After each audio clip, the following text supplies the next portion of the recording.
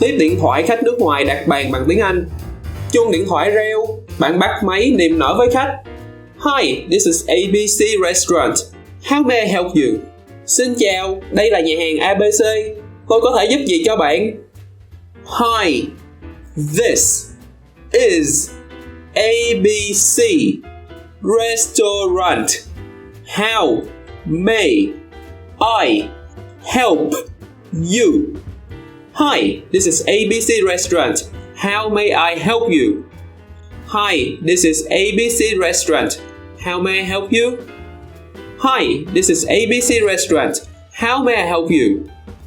ABC Restaurant chỉ là tên mình lấy ví dụ. Bạn nhớ thay chỗ này bằng tên nhà hàng của bạn nhé. Gọi tên nhà hàng của bạn là cách bạn xác nhận với khách rằng họ đã gọi đến đúng số điện thoại. Khi nghe khách nói họ muốn đặt bàn, bạn xác nhận Definitely. May we have the date and time please? Chắc chắn rồi. Chúng tôi có thể làm ơn xin ngày và giờ được không? Definitely. May we have the date and time please? Definitely. May we have the date and time please? Definitely. May we have the date and time please? Definitely. May we have the date and time please? Nếu khách trả lời đầy đủ thông tin thì không có gì để nói. Nhưng đôi khi khách trả lời thiếu.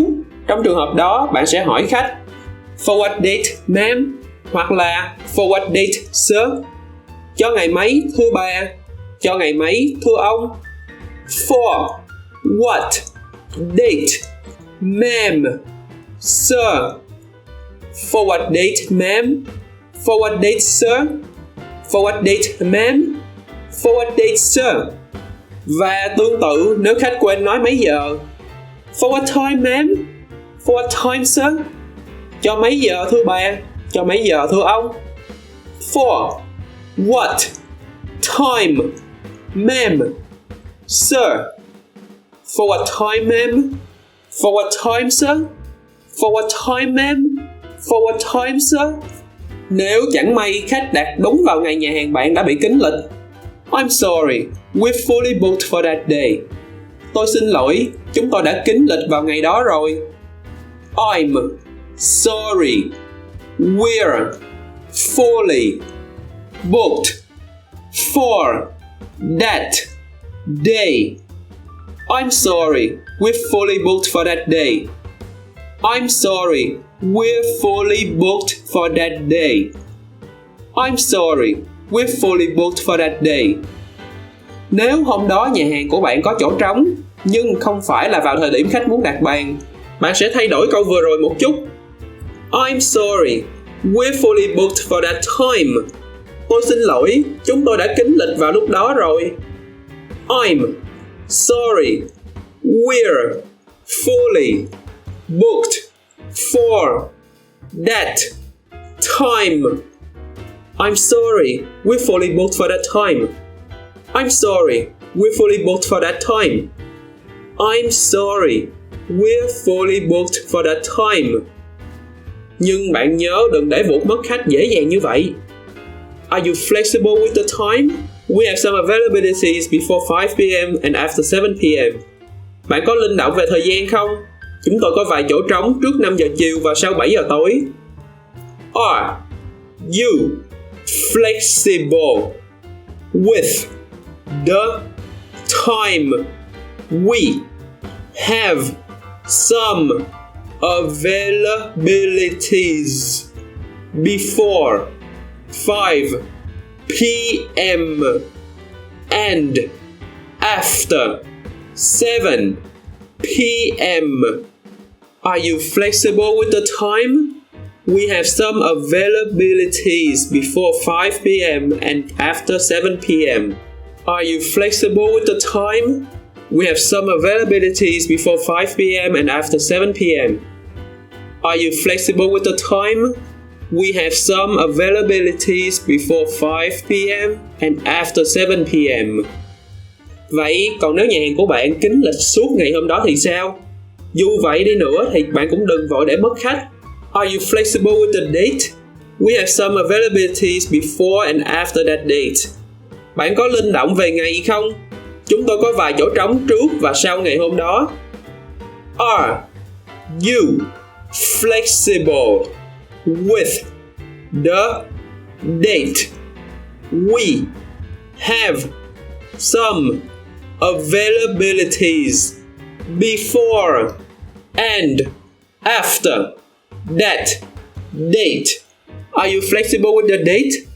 We have some availabilities before and after that date. Are you flexible with the date?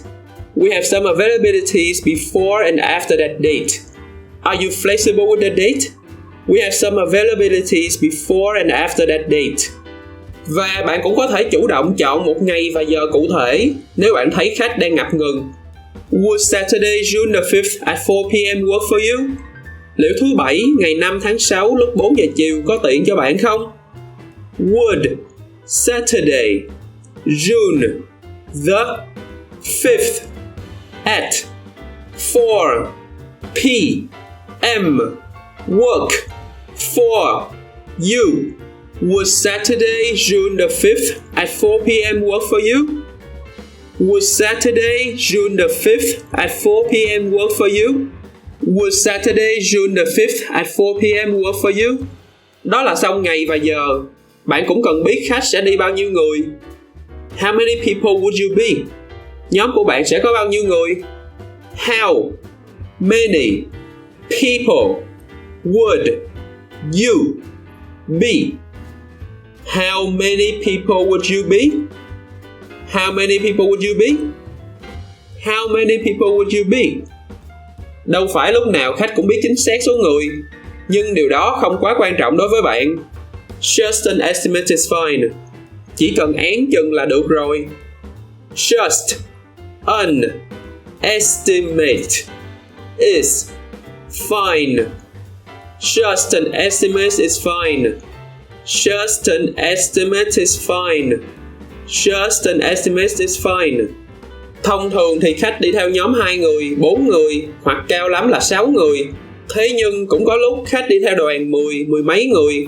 Nếu đến lúc này bạn mới nhận ra rằng nhà hàng của bạn không thể nhận thêm quá nhiều khách tại thời điểm đó, bạn cần nhanh chóng báo cho khách biết. I'm very sorry. We only have 7 seats left at that time. Tôi thật sự xin lỗi. Chúng tôi chỉ còn 7 chỗ vào thời điểm đó. I'm very sorry. We only have 7 seats left at that time. I'm very sorry. We only have 7 seats left at that time. I'm very sorry. We only have 7 seats left at that time. I'm very sorry. We only have 7 seats left at that time. Và như mình đã nói, bạn hãy nhanh chóng chủ động mời khách xê dịch một chút. Would you be able to come a bit later? Perhaps at 8 p.m. We will be less busy at that time. Bạn có thể đến trễ hơn một chút được không? Có lẽ là 8 giờ tối. Chúng tôi sẽ ít bận rộn hơn vào lúc đó. Would you be able to come a bit later? Perhaps at 8 p.m. We will be less busy at that time. Would you be able to come a bit later? Perhaps at 8 p.m. We will be less busy at that time. Would you be able to come a bit later? Perhaps at 8 p.m. We will be less busy at that time. Would you be able to come a bit later? Perhaps at 8 p.m. We will be less busy at that time. Nếu khách đồng ý, bạn đừng quên cảm ơn khách đã thông cảm. Thank you for your understanding. Cảm ơn bạn đã hiểu cho chúng tôi. Thank you for your understanding. Thank you for your understanding. Thank you for your understanding. Thank you for your understanding. Đặt bàn nãy giờ mà bạn vẫn chưa biết tên của khách. May I have your name please? Tôi có thể làm ơn xin tên của bạn được không? May I have your name please? May I have your name please? May I have your name please? May I have your name please? Nếu bạn nghe một cái tên lạ tai, bạn có thể nhờ họ đánh vần cho chắc ăn. Would you mind spelling your name for me? Bạn có phiền đánh vần tên của bạn cho tôi được không? Would you mind spelling your name for me? Would you mind spelling your name for me? Would you mind spelling your name for me? Would you mind spelling your name for me?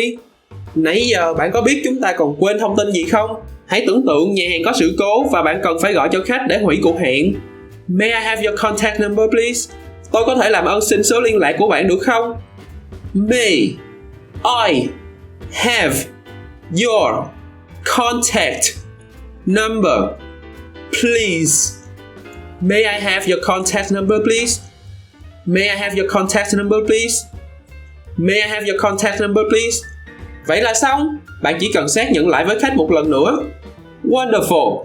I have here Miss Anna reserving for Sunday, June the 6th at 8 p.m. for 10 people. Your contact number is 123-456-7890. Is everything correct? Tuyệt vời, tôi có ở đây cô Anna. Đặt bàn cho Chủ nhật, ngày 6 tháng 6 lúc 8 giờ tối, cho 10 người. Số điện thoại của bạn là 123-456-7890. Mọi thứ đúng hết phải không? Wonderful. I have here Miss Anna reserving for Sunday, June the 6th at 8 p.m. for 10 people. Your contact number is 123-456-7890. Is everything correct? Wonderful. I have here Miss Anna reserving for Sunday, June the 6th at 8 p.m. for 10 people. Your contact number is 123-456-7890. Is everything correct? Wonderful. I have here Miss Anna reserving for Sunday, June the 6th at 8 p.m. for 10 people. Your contact number is 123-456-7890. Is everything correct? Wonderful. I have here Miss Anna reserving for Sunday, June the 6th at 8 p.m. for 10 people. Your contact number is 123-456-7890. Is everything correct? Nếu bạn có ghi chú gì sai, hãy nhờ khách đọc lại thông tin đúng để bạn sửa lại. I'm so sorry for the mistake. Would you mind repeating the correct information? Tôi thật xin lỗi về sai sót đó. Bạn có phiền lặp lại thông tin đúng được không? I'm so sorry for the mistake. Would you mind repeating the correct information? I'm so sorry for the mistake. Would you mind repeating the correct information? I'm so sorry for the mistake. Would you mind repeating the correct information? I'm so sorry for the mistake. Would you mind repeating the correct information? Và khi không còn gì cần thay đổi thì bạn chào và cảm ơn khách. Thank you very much. See you soon. Cảm ơn bạn rất nhiều. Hẹn sớm gặp bạn. Thank you very much. See you soon. Thank you very much. See you soon. Thank you very much. See you soon. Thank you very much. See you soon. Vậy là hết bài. Bạn thắc mắc điều gì về tiếng Anh? Nói mình nghe trong phần bình luận bên dưới. Mình là Dĩ Lê và đây là Bits. Hẹn gặp bạn lần sau.